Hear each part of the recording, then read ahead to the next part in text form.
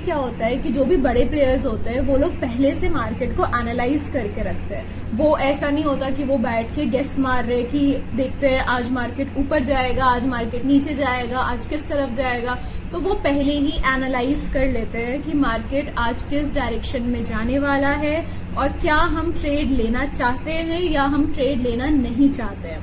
तो उसमें से कि कौन कौन से इम्पोर्टेंट फैक्टर्स हैं जो वो देख करके ये जज करते हैं कि कौन सा डायरेक्शन है या फिर ट्रेड लेने का दिन है या नहीं है, वो हम इस वीडियो में देखेंगे।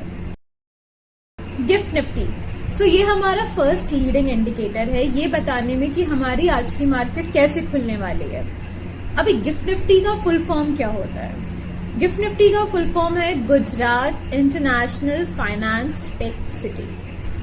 ये कहाँ पे ट्रेड हो रहा है? तो ये बेसिकली हमारा गांधीनगर में ट्रेड हो रहा है, ठीक है। और ये है क्या? ये है कि जो फॉरेन प्लेयर्स, बेसिकली जो FII हम जिन्हें बोलते हैं, फॉरेन इन्वेस्टर्स जो होते हैं, वो हमारे प्रोडक्ट को डॉलर में खरीदते हैं। तो वो कहाँ ट्रेड करते हैं? तो वो गिफ्ट निफ्टी में ट्रेड करते हैं। तो जो भी फॉरेन का इंटरेस्ट है हमारे मार्केट में, वो हम कैसे पता कर सकते हैं? गिफ्ट निफ्टी से पता कर सकते हैं कि फॉरेन प्लेयर्स कितना इंटरेस्टेड है हमारे मार्केट में। ये 21 आवर्स डेली ट्रेड होता है। हमारा निफ्टी सिर्फ 6 आवर्स एंड 15 मिनट्स ट्रेड होता है, जो हमारा मार्केट एक्चुअल खुलने की टाइमिंग है, जो कि है 9:15 से 3:30 तक। बट ये 21 आवर्स का ट्रेड होता है। ये यूरोपियन मार्केट को भी टारगेट करता है, ये US मार्केट को भी टारगेट करता है। तो हर टाइम ये गिफ्ट निफ्टी ऑन ही रहता है। ये क्यों इम्पोर्टेंट है हमारे मार्केट में? इसकी इम्पोर्टेंस क्या है? इससे हमें कैसे पता चलता है कि क्या होने वाला है मार्केट में? सो अभी कोई भी ग्लोबल न्यूज है, मान लो कि जो वॉर हुआ, तो वॉर में अब हर दिन क्या हो रहा है, या फिर US में हम बोलते हैं रिसेशन आ रहा है, या कोई कंपनी ले ऑफ्स कर रही है, तो उससे क्या पता चलता है कि ये बेसिकली हर वो ग्लोबल न्यूज को अब्सॉर्ब करता है और ये बताता है कि ग्लोबल इन्वेस्टर्स उस पर कैसे रिएक्ट कर रहे हैं। तो अगर कोई वॉर का न्यूज आया तो ग्लोबल इन्वेस्टर्स क्या करेंगे? वो पैसे लगा के नहीं छोड़ेंगे, वो अपने पैसे निकालेंगे। तो गिफ्ट निफ्टी क्या होगा? गिरेगा कि फॉरेन इन्वेस्टर्स जा रहे हैं हमारे मार्केट से, तो गिफ्ट निफ्टी गिर गया। तो उससे हमें पता चलेगा कि अगले दिन हमारा मार्केट भी गिरने वाला है। इसका क्या लिंक है? बेसिकली एक चीज हमेशा याद रखना कि गिफ्ट निफ्टी का जो भी ट्रेडिंग पॉइंट है, हमारी निफ्टी हमेशा उस पॉइंट को टारगेट करती है। अगर गिफ्ट निफ्टी जहां पे क्लोज हुआ है उसके ऊपर है, तो निफ्टी उसको ट्रैक करेगा, वो वहां तक पहुंचने की कोशिश करेगा। अगर गिफ्ट निफ्टी का वैल्यू कम है तो हमारा निफ्टी गिरेगा और फिर उस वैल्यू को टारगेट करने का कोशिश करेगा। सो बेसिकली जो भी हमारी गिफ्ट निफ्टी की वैल्यू होती है, हमारा मार्केट हमेशा उसको टारगेट करने की कोशिश करता है। ये हम एक एग्जाम्पल में देख सकते हैं। यहाँ पे ये रहा हमारा गिफ्ट निफ्टी का चार्ट। अभी आप यहाँ पे ध्यान से देखो, ये है 8 तारीख का चार्ट बेसिकली। सो 8 तारीख को क्या हुआ था? बहुत ही अच्छा एग्जाम्पल है ये। पहली बात तो आप ये देख लो कि कितने बजे से, अभी ये देखो ये 7 तारीख है, तो 7th को हाँ, सो ये 7th है। 7th को ये 12 बजे रात से ये ट्रेड कर रहा है। और ये कितने बजे तक ट्रेड किया है? तो ये आपका ट्रेड किया है 7th को 11:55 तक होगा। हाँ, 11:55 तक ये ट्रेड किया है। अगले दिन कब खुला? अगले दिन फिर खुला ये 8 को 12 बजे रात में, ठीक है। अब ये 8 को जब 12 बजे रात में खुला तो ये ओपन हुआ है मेरा 22,996 से, ठीक है। बट ये सुबह के 6 बजे जंप मारा कहां तक? 23,867 तक।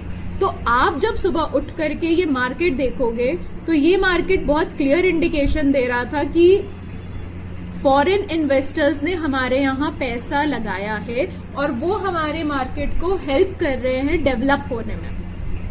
सो आप यहाँ से देखो कि यहाँ से जो ये जंप हुआ है ठीक है, ये ऑलमोस्ट 700 पॉइंट्स का हुआ है, उससे ज्यादा का जंप है। तो हम जब सुबह 9 बजे मार्केट को देखने के लिए बैठेंगे तो सुबह 9 बजे ये कहीं ना कहीं ट्रेड कर रहा था 23,895 पर। अभी निफ्टी का चार्ट देखते हैं कि वो कैसे खुला। ये निफ्टी का चार्ट है और ये 8 बजे है, ये 9:15 का टाइम है। तो ये जब 8 तारीख को 9:15 में ये खुला है 23,892 से। इसका मतलब क्या हुआ कि हमें पहले ही गिफ्ट निफ्टी ने पूरा सिग्नल दे दिया था कि आज हम बहुत ही ज्यादा पॉजिटिव वे में खुलने वाले हैं। आज मार्केट जो है वो गैप अप ओपन होगा और ये चीज प्रूफ हो गया कैसे कि हमारा निफ्टी एक्चुअली बहुत ऊपर खुला है। ये कोरिलेशन है गिफ्ट निफ्टी और निफ्टी का। इससे ज्यादा स्ट्रॉन्ग इंडिकेटर, हम और भी पॉइंट्स का बात करेंगे, बट इससे ज्यादा स्ट्रॉन्ग इंडिकेटर नहीं है हमारे यहाँ पे। सेकेंड है हमारे लिए एशियन मार्केट। एशियन मार्केट हमारे लिए क्यों इंपॉर्टेंट है? क्योंकि ऑलरेडी हम ये देख करके सारे इंडाइसेस कैसे खुले हैं ये बता सकते हैं कि इंडियन मार्केट कैसे खुलने वाला है। क्योंकि ऐसा नहीं हो सकता कि ओवरऑल एशियन मार्केट एकदम नेगेटिव हो और इंडियन मार्केट एकदम ही 500 पॉइंट ऊपर खुले, ऐसा कभी भी नहीं हो सकता है। अभी आप अगर ये चीज नोटिस करो, निकी ये जापान का है, ये 5:30 AM में खुल गया। हैंगसेंग ये HK का है, ये भी 6:45 में खुल गया। शंघाई चाइना ये भी 7 बजे खुल चुका है। कॉस्पी कोरिया ये भी 5:30 में खुल चुका है। इससे हमें ये पता चलता है बेसिकली कि जो भी ओवरऑल ग्लोबल न्यूज है, ठीक है, अगर वॉर के बारे में ही बात हो रही है, अगर वॉर आया या ट्रम्प ने कुछ बोल दिया तो ओवरऑल एशियन मार्केट उस पर कैसे रिएक्ट कर रहा है। अगर ये सब पॉजिटिव रिएक्ट कर रहे हैं तो मे बी इंडिया भी पॉजिटिव ही रिएक्ट करेगा, बहुत ज्यादा फर्क पड़ा नहीं। अगर किसी न्यूज से बहुत ज्यादा नेगेटिव इफेक्ट है तो ये सारे मार्केट आपको रेड में दिखाई देंगे। तो इससे हम ये बता सकते हैं कि आज का मार्केट भी, अगर इनका पॉजिटिव सेंटिमेंट होता है तो आज का मार्केट भी हमारा यहाँ पे पॉजिटिव सेंटिमेंट हो सकता है। सिर्फ इतना ही नहीं, ये हमारे सेक्टर्स पे भी बहुत इफेक्ट करता है। आप इधर वाले में देखिए इंडियन मार्केट लिंक, इसका कैसे लिंक है बेसिकली। तो निकी जो है, ये जापान की जो मार्केट है, वो हमारे ऑटो सेक्टर को बहुत ज्यादा इन्फ्लुएंस करती है। जो हमारा कॉस्पी है वो हमारे इंडियन IT चार्ट को इफेक्ट करती है। जो शंघाई है वो हमारा steel, basically steel, JSW, Tata steel, Hindalco, इसको इफेक्ट कर रही है। और जो हैंगसेंग है वो हमारे बैंक को इफेक्ट करती है। तो अगर इनमें से अगर सब ओवरऑल पॉजिटिव सेंटिमेंट में है और अगर एक गिर रहा है तो आप क्या बोल सकते हो? अगर हम बोल रहे कि निकी गिर रहा है मार्केट चार्ट में बट बाकी सब पॉजिटिव है और ऐसा कोई न्यूज भी नहीं है जिससे पता चले कि ओ बहुत ज्यादा नेगेटिव खुलना चाहिए, इससे हम ये बोल सकते हैं कि ओवरऑल इंडियन ऑटो सेक्टर शायद आज रेड हो सकता है, क्योंकि जो हमारा एशियन मार्केट है वो वैसा रिफ्लेक्ट कर रहा है वहां पे। ये हो गई हमारी दूसरी चीज। अभी यहाँ देखो, ये है आपका एशियन मार्केट की हम बात कर रहे थे, करेक्ट। ये है मेरा निफ्टी 50। अभी एशियन मार्केट में मैंने जापान का मार्केट खोला हुआ है निकी। अभी आप यहाँ नोटिस करो कि निकी अर्ली मॉर्निंग ट्रेंड्स क्या दे रहा था। एक सेकेंड, हाँ, 8th को गैप अप हुआ है, 9th को गैप डाउन हुआ है थोड़ा सा, 10th को अगेन गैप अप हुआ है। सेम हम रिफ्लेक्ट देखते हैं कि हमारा निफ्टी 50 कर रहा है या नहीं। एग्जैक्टली सेम रिफ्लेक्ट कर रहा है।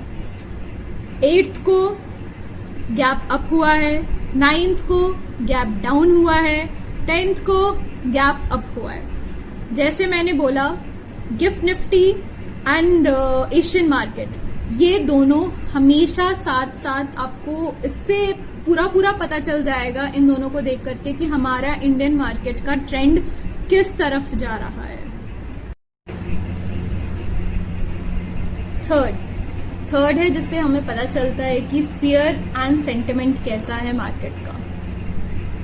आप देख लो, this indicators tell you if traders are feeling brave और टेरिफाइड। ये एक्चुअली ग्रीड वर्सेस फियर का साइकिल है कि कितने, अभी जो भी है मार्केट तो इमोशन से चल रहा है, ह्यूमंस बैठे हैं यहाँ पे, उनका इमोशन है, या फिर एल्गोरिथम से चल रहा है। एल्गोरिथम भी तो ह्यूमंस ने ही लिखा है, राइट? तो ये ओवरऑल जो है ह्यूमन के सेंटिमेंट के बारे में ये मार्केट बताता है, ये सारे इंडिकेटर्स बताते हैं कि ओवरऑल मार्केट कैसा होने वाला है। सो विक्स, अभी हम फर्स्ट विक्स पे आते हैं। विक्स बेसिकली वोलेटिलिटी बताता है 30 डेज का, ठीक है? इसका मतलब क्या हुआ कि मूवमेंट बता रहा है, कितने सारे ऑर्डर्स हैं। ऑर्डर बुक में जो निफ्टी ऑप्शंस है, उसमें जो ऑर्डर बुक है उसमें क्या दिखा रहा है। अगर हम बहुत ज्यादा पुट, किसी ने बहुत ज्यादा पुट लगाया हुआ है, ओवरऑल मार्केट में पुट का सेंटिमेंट है, तो ये बेसिकली ग्रेटर देन 20 होगा। इससे पता चलता है कि मार्केट नर्वस है। अगर 15 के नीचे है ये, इससे पता चलता है कि मार्केट हमारा काम है, काम है बिल्कुल ही। एक्चुअली इसको बोरिंग बोलते हैं। अगर इसके नीचे है तो हम उसको बोरिंग बोलते हैं। सो बेसिकली अगर ट्रेड करने का जो रेंज होता है वो होता है 15 से लेकर के 20 तक। अब मार्केट अगर बहुत ज्यादा हाई है, ठीक है, तो सॉरी, मार्केट अगर विक्स बहुत ज्यादा हाई है, हाई का मतलब है कि बहुत ज्यादा नर्वसनेस है। नर्वसनेस से लोग क्या करते हैं, सेल करना शुरू कर देते हैं। अगर बहुत ज्यादा सेल लगा हुआ है तो क्या होगा, स्टॉक प्राइस जो है वो नीचे आ जाएगी। तो इसीलिए हम बोलते हैं कि अगर 20 से ऊपर जा रहा है, इसका मतलब है कि बहुत ज्यादा नर्वसनेस है, मार्केट गिरेगा। बहुत ज्यादा पैसा ना लगाए मार्केट में, कुछ क्वांटिटी के साथ ही आप ट्रेड करें और स्टॉप लॉस को बहुत ही ज्यादा स्ट्रिक्ट रखें वहां पे, क्योंकि मार्केट बुलिश नहीं बियरिश है हमारा। पीसीआर होता है पुट कॉल रेशियो। अभी पुट कॉल रेशियो एक पोजिशनिंग इंडिकेटर है। उसका एक्चुअली फॉर्मूला होता है आपका total put open interest divided by total call open interest. अभी ओपन इंटरेस्ट का मतलब क्या हुआ, कितने लोगों ने इंटरेस्ट दिखाया है पुट ले खरीदने में और कितने लोगों ने इंटरेस्ट दिखाया है कॉल्स खरीदने में। ठीक है, पुट मतलब हुआ सेल करने में और कॉल मतलब हुआ बाय करने में। तो कितने लोग बोल रहे हैं कि मैं इंटरेस्टेड हूं इसको सेल करने में। अगर वो अमाउंट ज्यादा हुआ, अगर सब लोग सेल करने के ऊपर लगे हुए हैं, तो इसका मतलब हुआ कि मार्केट गिरेगा। हर कोई सेलर बना बैठा है वहां पे। और अगर कॉल ले रहे हैं कि नहीं हम तो खरीदेंगे, खरीदेंगे मतलब ज्यादा कॉल्स के नंबर है, इसका मतलब क्या हुआ कि लोग खरीदने के लिए तैयार हैं, बायर्स ज्यादा एक्टिव हैं, तो वो एक बुलिश कैंडल होता है। अभी यहाँ पे देख लो, अगर 1.3 से ग्रेटर है मेरा पीसीआर, तो इसका मतलब क्या हुआ कि मार्केट ओवरसोल्ड में चला गया है। ओवरसोल्ड का मतलब क्या हुआ, इतना ज्यादा गिर गया है कि वो एक बाउंस बैक देगा। तो अगर आप देख रहे हो कि ग्रेटर देन 1.3 है, तो उसको तुरंत मत बेच देना, क्योंकि बाउंस होगा मार्केट, उसके बाद उसको सेल करना। अगर आप 0.7 देख रहे हो, लो पीसीआर की वैल्यू है 0.7 बेसिकली, तो इसका मतलब क्या हुआ कि मार्केट बहुत ज्यादा लोगों ने खरीद लिया है, बहुत ज्यादा हाई पे चल रहा है अभी मार्केट। अगर इतना हाई पे जाएगा तो लोग उसको सेल करेंगे, अपना प्रॉफिट लेंगे। अगर अपना प्रॉफिट लेंगे तो मार्केट क्या होगा, वापस से गिरेगा। तो ये इंडिकेटर्स होते हैं ये पता करने के लिए कि आपको कहाँ पे लिमिट करना है। अगर आप देख रहे हो कि ये अगर हमारा रेंज है बेसिकली 0.7 से 1.3 के बीच में, तो हम बोल सकते हैं कि मार्केट स्टेबल है, अभी कोई क्लियर नहीं है, कोई बहुत ज्यादा स्ट्रॉन्ग बियर ने ओवरटेक नहीं किया है या बुल ने ओवरटेक नहीं किया है। अभी हम ट्रेड कर सकते हैं उसका डायरेक्शन देख करके। इसका चार्ट है, अभी आप देख सकते हो कि एट करंट इंडिया विक्स जो है वो 18.9 पे चल रहा है। लेकिन अभी से कुछ दिन पहले अगर आप जाओ तो आप ये देख सकते हो कि इंडिया विक्स पहले 20 पर था। सॉरी, मैं इसे 5 मिनट्स कर लूं। हाँ, सो पहले अगर आप जाओगे तो आप देख सकते हो कि इंडिया विक्स जो है वो 28 पे भी था। 28 के हाई से ये फिर आया आपके 25-26 के रेंज में। 26 के रेंज में आने के बाद ये सीधा ड्रॉप हो गया 19-20 में। अभी ये 18 के लगभग घूम रहा है। सो इससे हमें पता चल रहा है कि जिस टाइम वॉर एक्चुअली चल रहा था तो हमें कितना ज्यादा डर था, लोग अपने पैसे बेच रहे थे, एफएफआई सेल कर रहे थे हर जगह, तो मार्केट गिर रहा था। इसके वजह से इंडिया विक्स का जो वैल्यू था वो ग्रेटर देन 20 पर था। इसमें प्लीज ज्यादा पैसे ना लगाएं। अभी मार्केट बहुत स्टेबल है, बिल्कुल ही अपने रेंज में आ चुका है। 18 is a very good number, so यहाँ पे ट्रेंड किया जा सकता है। नेक्स्ट एक और चीज मैंने बताया था पीसीआर के बारे में। आप यहाँ पीसीआर देखो 1.176। सो अगर 1.3 के ऊपर जाता है तब हम बोलते हैं कि वो ओवर सोल्ड हो चुका है मार्केट, बट अभी ये 1.17 में है, बिल्कुल रेंज में है, तो अभी भी मार्केट में ट्रेड किया जा सकता है।